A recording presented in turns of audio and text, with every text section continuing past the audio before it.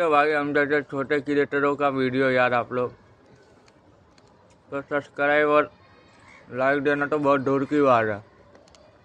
अरे गुटखा खाया भाई यार, पहले थूकता नहीं हो, मज़ा आता है।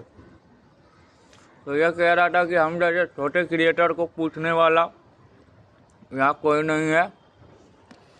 बस मज़े मस्ती के लिए वीडियो बनाता हूँ, वायरल होने के लिए अब नहीं बनाता मैं, वरना पहले वायरल होने का बहुत शौक था।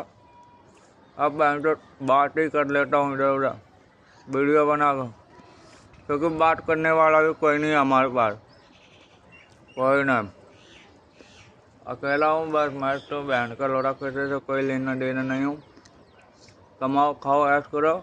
आज बहन का हैप्पी न्यू ईयर है, लौड़ा हैप्पी न्यू ईयर लग ही नहीं रहा। नया साल है, जिंदगी में वही 12 घंटे की ड्यूटी करनी है अपने को। कोई नया साल कुछ नहीं भाई, बस लाइक करो, कहानी खत्म।